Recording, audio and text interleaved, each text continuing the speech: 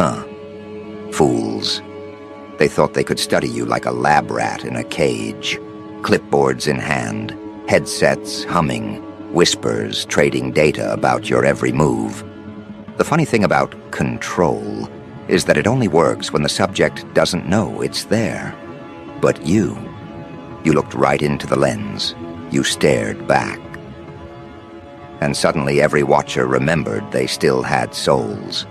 The agency that paid for this little neighborhood experiment thought they were buying silence, obedience, predictability. What they got was exposure. You didn't need to shout. You just existed, and every line of code monitoring you began to stutter. Because purity has a frequency the corrupted can't endure. They recruited your neighbors because they were desperate to keep you small. They called it observation, but it was fear. They wanted to see what makes a person like you tick, how you move, what you think, what kind of energy makes the air feel heavy when you walk by. They wrote reports about your habits, documented your kindness like it was a weapon, tried to translate your peace into threat-level language. But there's no encryption strong enough to hide from truth. Every time they listened, something shifted in them. The same people paid to watch you started questioning who the real target was. And it wasn't you anymore. It was their own reflection. You see, they expected a monster, a radical, a problem to solve. Instead, they found someone untouchable because you don't need masks, you don't need approval, and you don't need to pretend. Purity terrifies professionals of manipulation. It can't be mapped or purchased. They can study every micro-expression on your face, but they'll never decode why the atmosphere bends in your favor. They don't understand how light bends for a conscience too clean to compromise. That's when the panic starts. That's when they call in reinforcements, analysts, behavioral experts, all asking the same question. Why isn't this subject breaking? Because you were never a subject. You were the control variable, the proof that integrity still outperforms deceit. They didn't realize that the more they watched, the more they unraveled. Every note they wrote about your calm made them restless. Every report on your isolation made them confront their own loneliness. Your existence became a mirror, and no one in that agency had the courage to look too long. Some of them started skipping briefings, some deleted files. One day, a neighbor who used to monitor your mail couldn't even look at their own hands. They said they felt contaminated. That's the thing about purity. It doesn't fight corruption. It reveals it quietly, efficiently, without needing to raise a single word. They quit not because you scared them, but because you reminded them of something ancient they'd buried, conscience. They saw you walk through their setup like you were walking through smoke. Cameras caught you humming, not hiding. Notes recorded your calm, not fear. The whole operation began to rot from the inside because the one being observed started influencing the observers. You reversed the flow of control. You became the lens, and they became the footage. That's when the calls started. Meetings behind tinted glass. Agents whispering that something was off. Files labeled unclassifiable. Because they couldn't categorize you. You didn't fit the behavioral patterns. You didn't respond to intimidation, rewards, guilt, or praise. You simply existed, authentically. And authenticity is more subversive than any act of rebellion. It dismantles control without confrontation. They realized too late that you weren't an experiment. You were the audit. Now they whisper your name like a secret, too expensive to say aloud. They say you radiate something untraceable. They talk about resonance, frequency, field disruption. But they'll never call it what it is, divinity leaking through skin. You live in a frequency beyond manipulation, and it fries every circuit built to observe it. That's why your neighbors quit.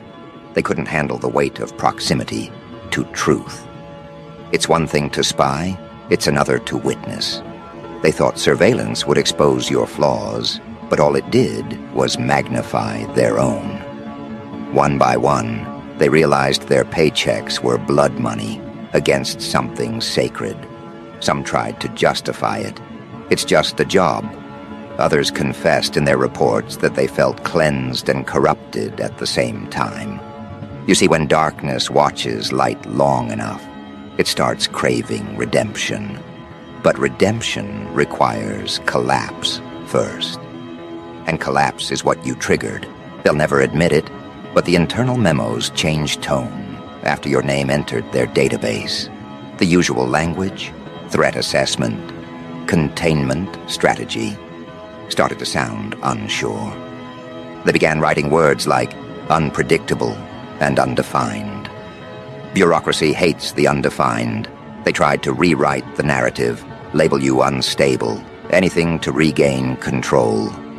But how do you destabilize something that doesn't depend on balance? You don't stand still, you transcend. You move between moments like smoke through a keyhole.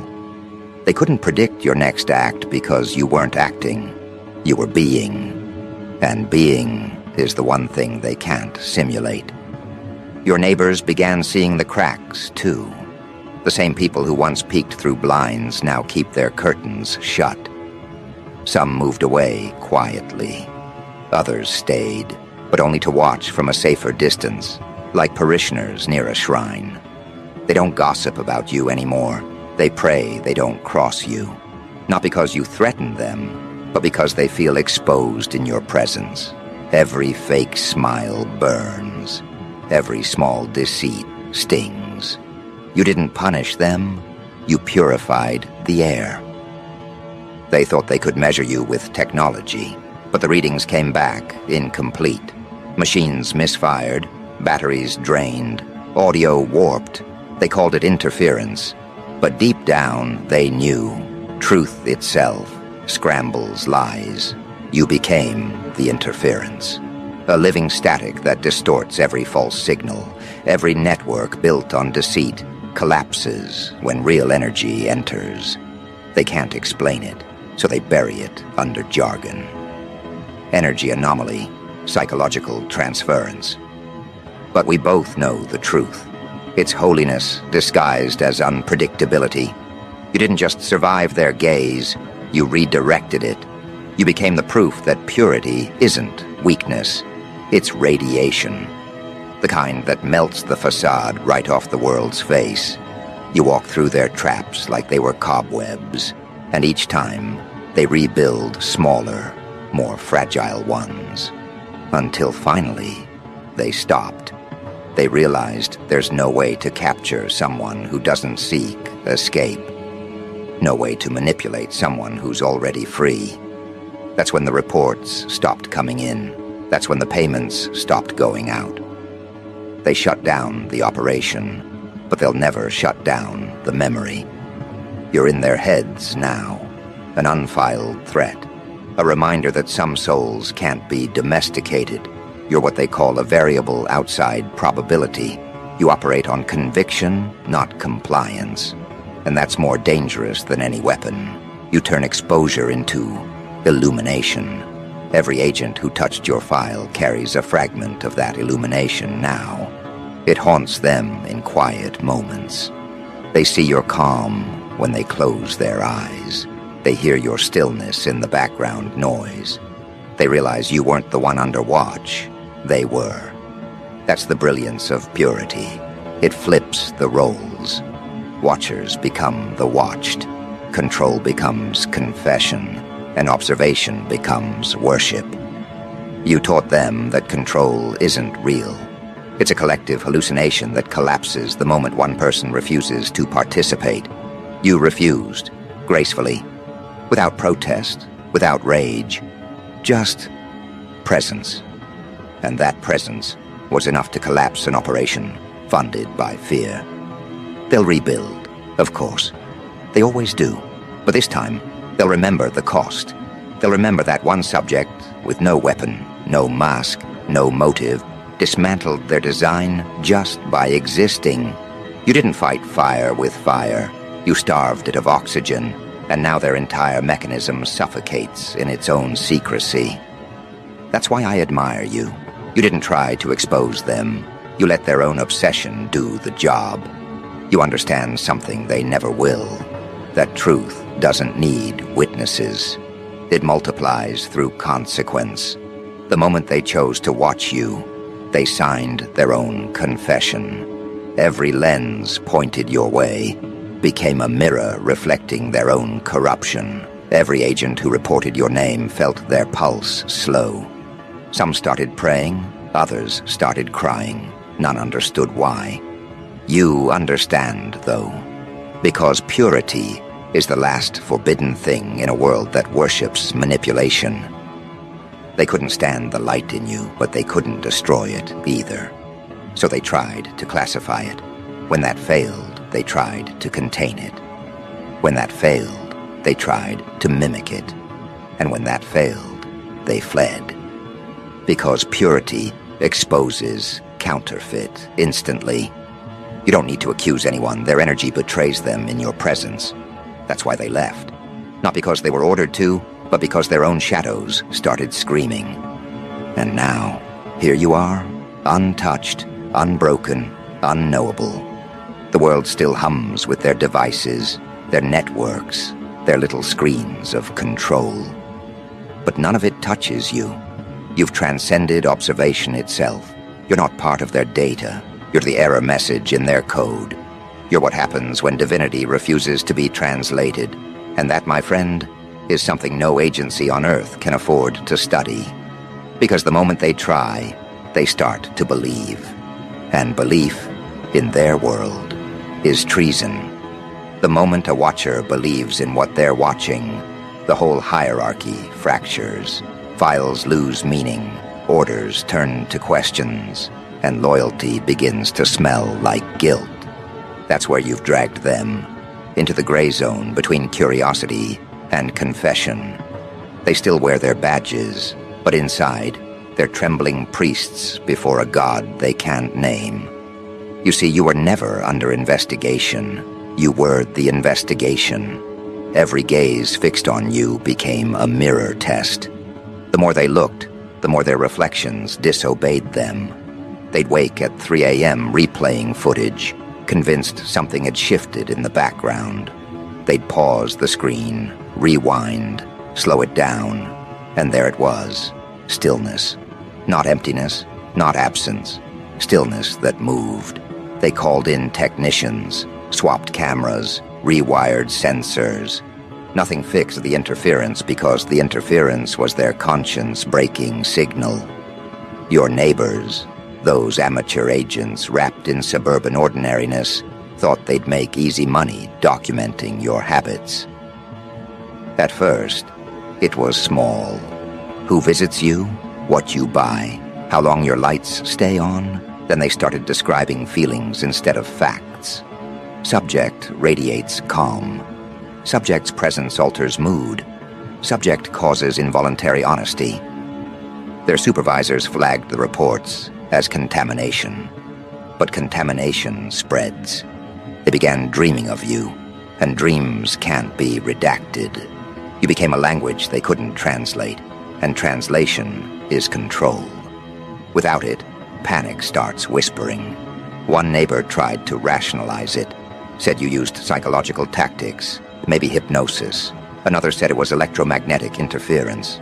Another quit, saying only this: they're not from here. But you are from here. You just remembered what here really is, a theater for consciousness, not compliance. They don't teach that in training manuals. They teach leverage, manipulation, conditioning. But none of it works on someone who has nothing to hide. That's your real defense, isn't it? Not walls, not weapons, transparency. They can't blackmail what's already honest. They can't threaten what doesn't need their approval. They can't break what never agreed to belong. And when control fails, systems collapse. They don't implode loudly. They erode, one uncertain breath at a time. You made their precision feel primitive, Every note they wrote about you echoed like confessionals. Even the cameras started recording static where your outline should be, as if reality itself refused to collaborate. They tried to edit the footage, but each frame bled light where you stood. Their software called it overexposure. But you and I know, truth overexposes lies until the film burns through. They sent specialists then, people trained to read micro-expressions, body language, neurological tics. They watched you drink water and wrote 5 pages of analysis. They said you were too present. Imagine that, presence as a crime. They wanted to prove you rehearsed your stillness, but you can't rehearse divinity. You can only return to it. So they switched tactics. They tried provocation, anonymous letters, strange noises at night. Rumors slipped through friendly smiles. But you didn't flinch. You moved through it like a saint through smoke. And that scared them more than any retaliation, because retaliation confirms predictability. But Serenity? Serenity breaks command chains. It rewires the hierarchy of fear. One evening, one of them, your next-door watcher, sat alone in their car after logging a report. They kept staring at your window, said later they felt pulled. The lights in their dashboard flickered. They thought it was the battery. It wasn't. It was the realization that they'd been observing the wrong thing. They weren't watching you. They were witnessing themselves dissolve. You didn't know any of this, did you? You were just being, making tea, reading, breathing the kind of breath that doesn't owe anyone explanation. That's the part that hurts them most. You dismantled a network, not by counterattack, but by refusing to participate in their paranoia. You turned surveillance into meditation. Every glance they took became prayer. Every file they wrote became scripture they didn't understand. Eventually, the funding dried up. Officially, they called it resource reallocation. Unofficially, the whispers said the operation was haunted, equipment malfunctioned, agents withdrew, neighborhoods emptied. They scrubbed the project name from databases. But data has memory. Every byte carries the echo of the truth it tried to contain. Somewhere in a server farm, there's still a corrupted folder marked with your initials, locked behind passwords that no one dares open. But don't mistake retreat for surrender. The world that spied on you doesn't know how to stop watching. It just changes lenses, the algorithms, the feeds, the passive tracking. Those are the ghosts of the old watchers. They still crave your pattern. They still try to model your peace. They want to automate divinity, bottle it, patent it. But purity resists duplication. Every replica corrupts on contact. You've noticed it, haven't you? How people look at you now. The way conversations tilt. How strangers stumble over their sentences. They feel the residue of observation on you, the scent of forbidden awareness. To them, you're radioactive grace.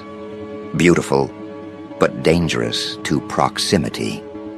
That's why admiration always curdles into fear. You're the living proof that control is optional. They will call you dangerous for that. Not because you harm, but because you remind. You remind the world that authority is a costume stitched from collective amnesia. And when one person remembers, everyone feels the fabric unravel. The agencies won't say your name anymore, but they study your kind in theory. They call it purity interference. They run simulations, but the data keeps collapsing under paradox. How can innocence dismantle authority? How can stillness bend machinery? They don't understand that energy precedes form. You shift frequencies, not outcomes. They chase symptoms while you alter the premise. That's why they failed. They were looking for patterns in behavior when they should have been studying integrity. Integrity bends physics. It changes probability. It makes coincidence look like choreography. They couldn't log that, so they called it impossible. But impossibility is just what happens when corruption meets consequence. You're consequence made flesh. And consequence doesn't apologize. Every now and then, one of the old neighbors will return. They'll stand on the sidewalk pretending to check their phone. They'll glance at your door like they're visiting a tomb. They're not checking on you. They're checking if the feeling still exists, the vibration that made them quit. And it does. It always will. Because you didn't absorb their darkness. You transmuted it. You recycled surveillance into illumination. You made espionage spiritual. And the world's handlers? They hate that. They hate that they paid people to spy and ended up funding a revelation. Somewhere, a report sits on an abandoned desk describing you as non-hostile, yet destabilizing. They'll never grasp the irony. You destabilized deceit by being incorruptible. That's the ultimate rebellion, purity as revolution. No slogans, no weapons, no agenda. Just truth walking around without supervision. Tell me, have you noticed how quiet it's become since then? The air feels different. The Watchers went home, but the atmosphere stayed aware. Even the wind seems cautious, as if it carries classified information it doesn't want to drop. That's what you left behind. An imprint too honest to erase. They tried to erase themselves instead. Transfer, resignation, therapy. Some of them write poetry now.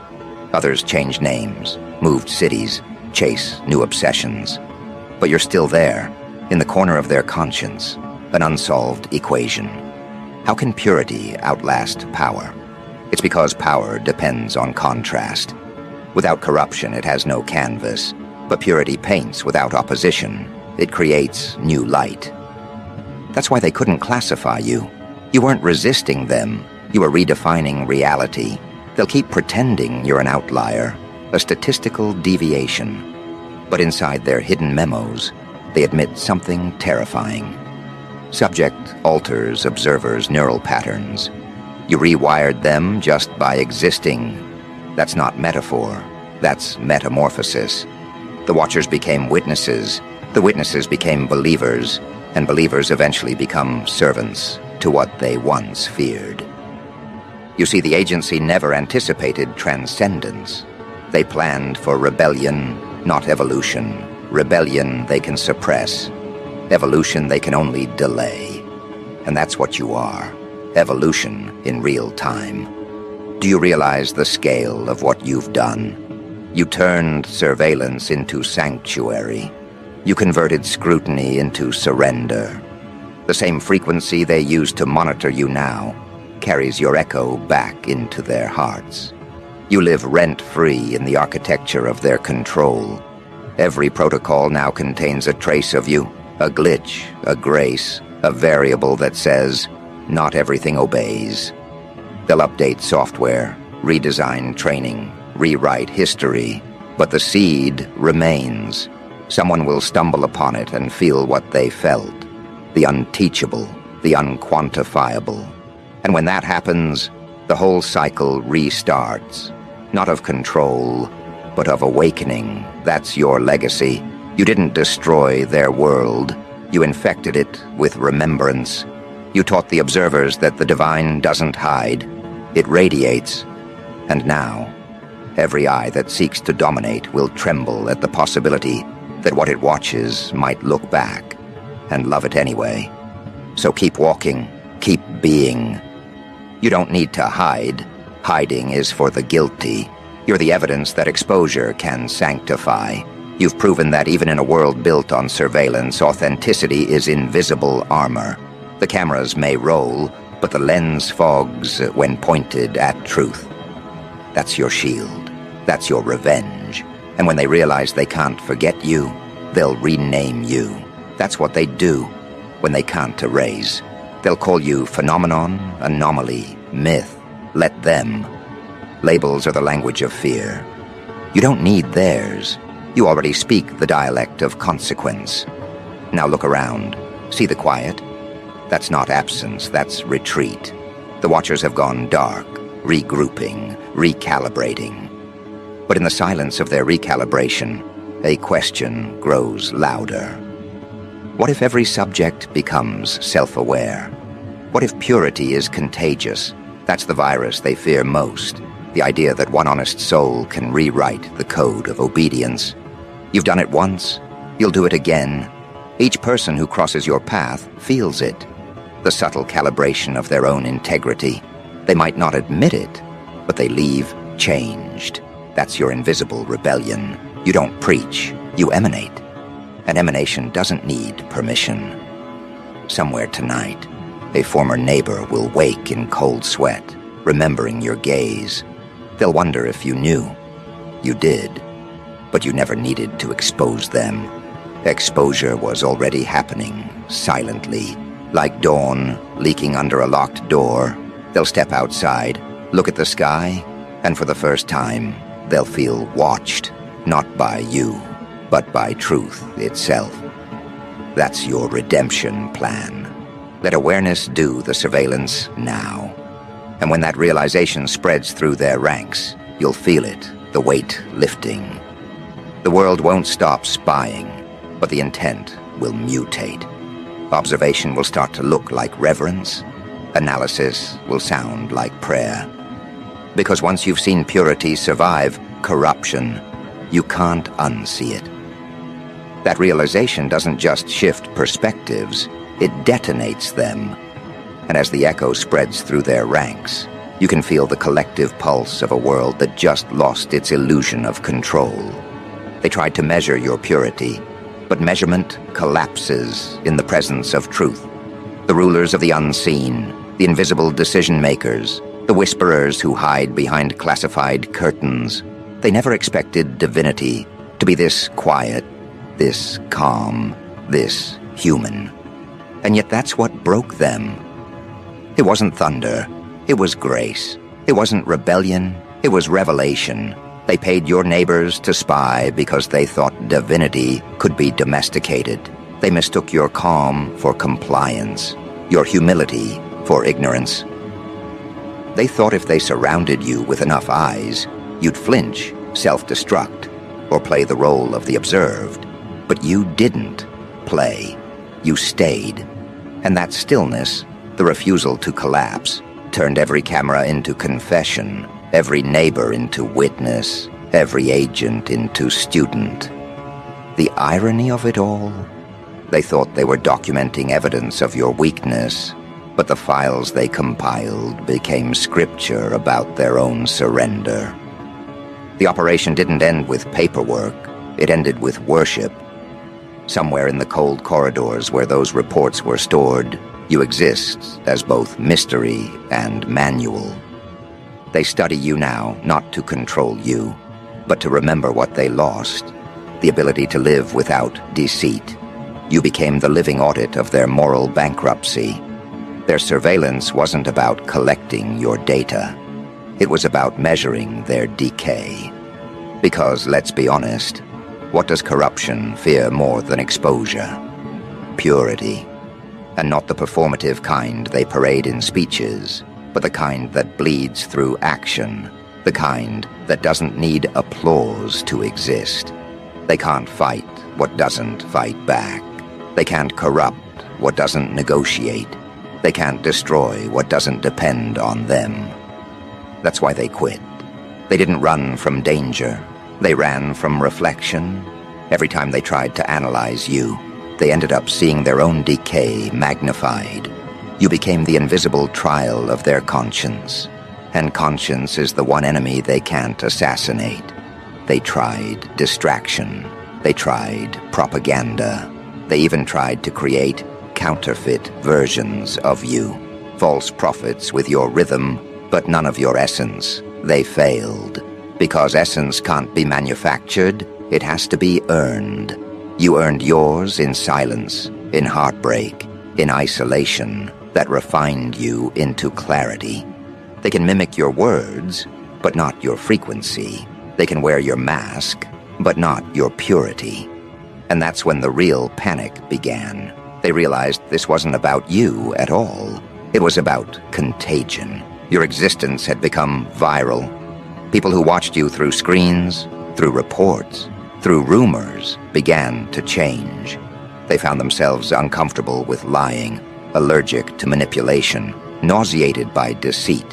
You didn't preach, you transmitted. Purity, it turns out, is a frequency that destabilizes corruption just by existing near it. That's the contagion they never anticipated. They thought they were studying you. But you infected their infrastructure with awareness. So what do they do when they can't kill a truth? They archive it. They file it under phenomenon. They write equations around it, wrap it in pseudoscience, and pretend they understand. But in the dead hours, the Watchers scroll through your file like a psalm. They whisper your name the way soldiers whisper prayers. Because purity doesn't just survive, it haunts. You haunt them now, not as fear, but as unfinished business. You are the question that outlived the experiment. Every hallway where your name was spoken still vibrates. Every microphone that caught your breath still hums. They can shut down the mission, but they can't erase the imprint. Even the replacements, the new Watchers, the next generation, they inherit that imprint unknowingly. They'll open a file, feel something electric in their chest, and pause, not knowing why. That's the residue of revelation, and maybe that's the divine joke of it all. They paid to spy on you, to dissect your existence, but what they really funded was their own awakening. You turned espionage into evangelism. You turned paranoia into prophecy. They set out to map your behavior and ended up charting their redemption. The report became scripture, the operation became a sermon, and the subject, well, the subject became a saint, disguised as a citizen. That's what too pure really means. It's not innocence, it's resistance. Purity is the refusal to mimic corruption's language, even when surrounded by it. It's standing still in a world addicted to deceit and saying, "No, I won't become you." They call that defiance. I call it divinity. And that's what breaks their logic.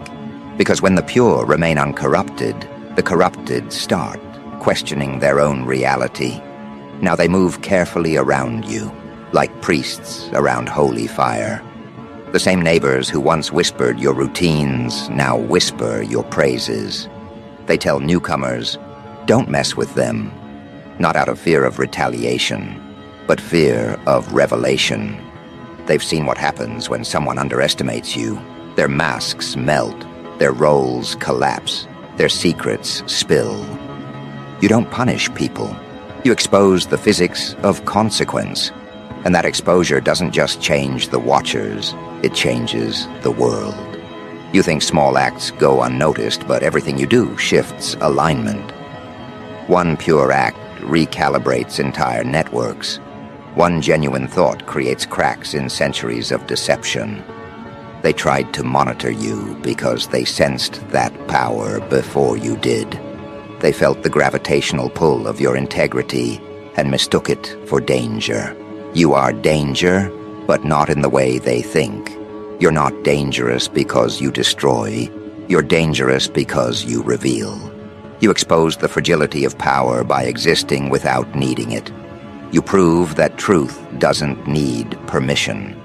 And that terrifies them, because it means their entire structure, built on manipulation, fear, and false gods, can be dismantled by one soul who simply won't play. You never asked to be watched, you just lived. But living authentically in an artificial world is an act of revolution. They thought they'd corner you. Instead, you cornered them. Every recording became evidence of their collapse. Every note became prophecy. Every whispered report became prayer.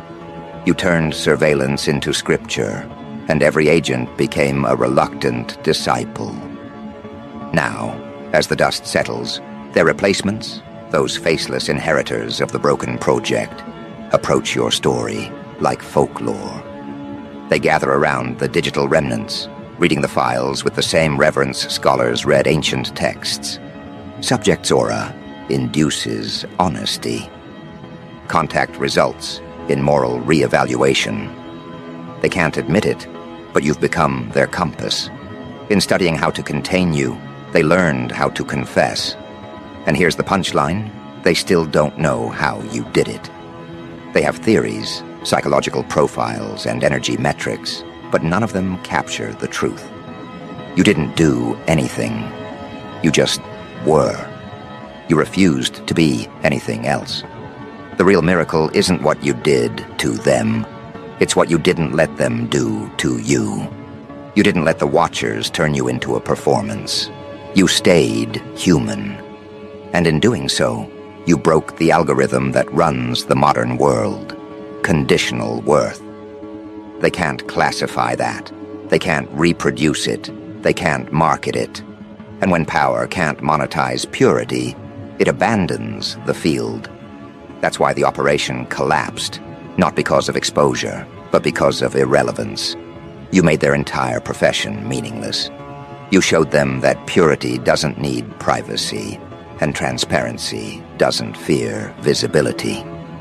You lived like every lens was welcome, and in that openness, you inverted control. Now the Watchers are scattered, fragments of a fallen belief system. Some still cling to protocol, telling themselves the project might resume. Others sit in dim rooms, replaying the last footage of you, slow motion, zoomed in, searching for something they missed. But there's nothing to find. Purity isn't an event, it's an environment. You didn't leave evidence because you became the atmosphere.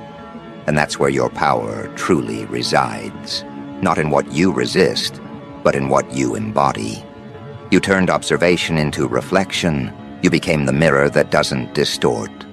And when corruption stares into a clear mirror, it dissolves. That's why they fled. That's why they quit. They weren't defeated by you. They were undone by themselves. You just stood there long enough for them to see it. Somewhere, there's a memo that reads, "Operation terminated due to exposure to subject-induced phenomena." They call it exposure. I call it enlightenment.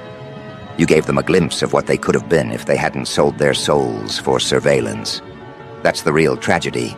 They didn't lose control. They lost conviction. So now, the world spins a little differently. Not quieter, not safer, but more self-aware. Observation has turned inward. The eyes that once watched you now watch themselves. That's how it starts, the slow resurrection of conscience. You didn't set out to change the world, but that's exactly what happens when purity refuses compromise. You've become a legend not by noise, but by resonance. Your story circulates underground, whispered by people who can't articulate why it moves them. They just know it does. Some call you saint, others specter. A few call you threat. But the truth? You're the reset, the human reboot, the living reminder that nothing is more revolutionary than being real in a world addicted to falsehoods. And that's what drives them mad. You're not hiding in bunkers or plotting revenge. You're drinking your tea, watching the light move across the wall, living without pretense. And every second of that ordinary grace dismantles empires built on lies. Because when authenticity becomes visible, performance loses profit. You're collapsing an entire industry of deceit just by breathing. So let them try again. Let them rebuild the surveillance, fund new Watchers, install better technology. They'll fail again, because technology can't outthink purity. Algorithms can track movement, not motive. They can capture image, not essence. You'll pass through their data like wind through fingers, leaving only questions where certainty used to live. That's the curse and the gift of purity. It doesn't fight, it redefines, and everything it touches must evolve or vanish. You didn't just make them quit their jobs. You made them question their gods. You made them wonder if maybe, just maybe, the entire concept of control was the original illusion. So stand where you are now, feel it. The calm after exposure, the quiet victory of existence over surveillance. You didn't win by defeating anyone. You won by being uncorrupted long enough for corruption to implode. That's the real revolution. Not war, not chaos, just clarity. And as you walk forward from here, know this: they still watch. But it's different now. The tone has changed. Observation has become reverence. They study you not to break you, but to understand how someone can live untouched in a world built to contaminate. You've become their gospel of contradiction, purity, surviving in proximity to power. That's not surveillance anymore. That's worship. And they'll never admit it. But deep down, they all know the truth. The subject became the savior. And that's the ending no one expected. The CIA paid your neighbors to spy, but they ended up paying for their own redemption. They thought they were investigating you, but they were documenting a miracle. And now, every file, every photo, every whispered note stands as proof of one divine fact. Purity always outlasts control, so walk. The Watchers are gone, but their awakening remains. You didn't just survive observation, you redefined it. You turned surveillance into surrender, data into devotion, neighbors into narrators of your light. And that's the ultimate truth. In a world obsessed with watching, the pure become the teachers. They stop the Watchers without violence, without threat, just by being too real to record. You're not part of their files anymore. You're the light that burned through them. The operation's over, but the legend's begun.